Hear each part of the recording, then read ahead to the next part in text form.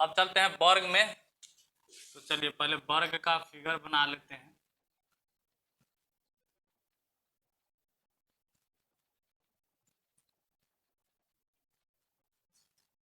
A B C D एक वर्ग है। वर्ग में हम लोग जानते हैं कि चारों कोण समकोण होता है।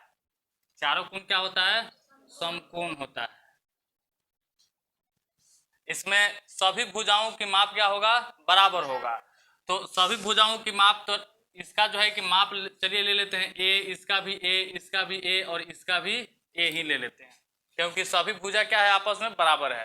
तो चलिए इसका परिमाप से शुरू करते हैं कि परिमाप क्या कैसे निकालते हैं। तो देखिए, जो भी आकृति है, चतुर्भुज हो, त्रिभुज हो, पंचभुज हो, षष्ठभुज हो, सप्तभुज हो, जो भी भुज हो, उस सभी भुजाओं का योग जो है कि परिमाप कहलाता है। सभी भुजाओं का योग क्या कहलाता है? परिमाप। जैसे मान लेते हैं कि एक लंबा छड़ है, ये लंबा छड़ है, ये मान लीजिए कि 16 सेंटीमीटर का है, मान लीजिए 16 सेंटीमीटर का है, और इससे हम लोग त्रिभुज भी बना सकते हैं, चतुर्भुज भी बना सकते हैं, पंचभुज भी बना सकते हैं। ठीक है ना? जो आकृति देना चाहेंगे इससे दे सकते हैं। तो ये पूरा कुल लंबाई कितना है? 16 सेंटीमीटर है। तो चलिए इसी लंबाई से हम लोग क्या किए हैं, एक वर्ग को बना लीजिए। तो मान लीजिए जब इसकी कुल लंबाई 16 था, तो इस वर्ग का जो है कि परिमाप क्या हो जाएगा? 16 ही होगा, क्योंकि इसी से बना हुआ है। तो कुल लंबाई को हम लोग कहते हैं परिमाप। इतना भी याद रखना है कि कुल लंबाई को क्या कहेंगे? परिमाप कहेंगे। चलिए अब इसका जो है कि परिमाप कैसे निकालते हैं। तो परिमाप के लिए हम अभी बताए हैं कि सभी भुजाओं का योग, यानी कि पहले चलिए ए बी प्लस क्या हो जाएगा? बी सी प्लस ये भुजा क्या हो जाएगा? सी डी, अब प्लस हो जाएगा ए डी, यानी कि सभी भुजाओं की माप कर दिए। तो ये देखिए, ए बी का भी वैल्यू ए है, बी सी का भी वैल्यू ए है, सी डी का भी मान ए ही है, और ए डी का भी मान ए ही है। तो कितने ए हो गए? 4 ए। तो यही जो है कि वर्ग की क्या हो गया? परिमाप हो गया। वर्ग का परिमाप, वर्ग का परिमाप यही हो गया 4a। अब वर्ग का क्षेत्रफल में चलते हैं। वर्ग का क्षेत्रफल में, तो वर्ग के क्षेत्रफल में आएंगे तो देखेंगे इसमें कोई एक विकर्ण खींचना, चाहे एसी खींच दे चाहे बीडी खींच दे, कोई दिक्कत नहीं है। चलिए एसी हम लोग एक विकर्ण को खींच लेते हैं। तो एसी एक विकर्ण को खींचे तो इसमें देख रहे हैं कि दो समकोण त्रिभुज में कन्वर्ट हो गया है। जैसे कि एक जो है कि हम लोग का ये ऐसे बन रहा है, एक ऐसे समकोण बन रहा है त्रिभुज, और एक क्या बन रहा है? एक ऐसे बन रहा है,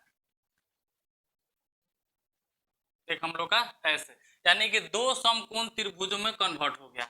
तो दोनों समकोण त्रिभुज का क्षेत्रफल निकाल करके जोड़ देंगे, वो वर्ग का क्या हो जाएगा? क्षेत्रफल हो जाएगा। तो चलिए पहले ए बी सी में चलते हैं। त्रिभुज ए बी सी में यहाँ पर आधार ये हो गया और लंब हमारा ये हो गया। तो एबीसी त्रिभुज में समकोण है, ये कौन सा त्रिभुज है?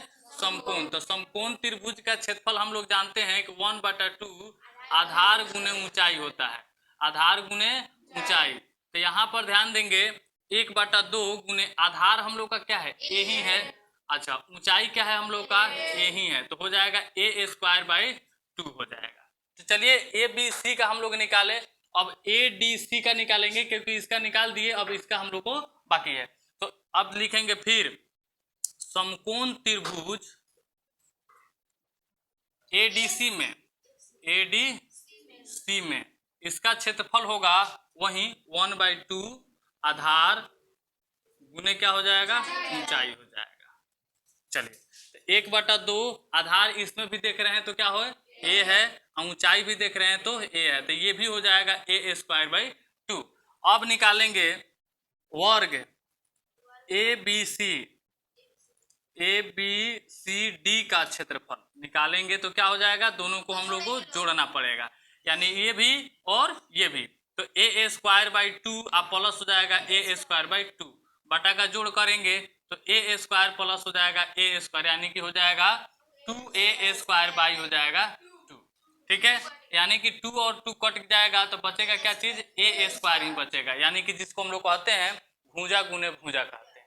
तो ये हम लोग का वर्ग का क्षेत्रफल हो गया, और ये हम लोग का वर्ग की परिमाप।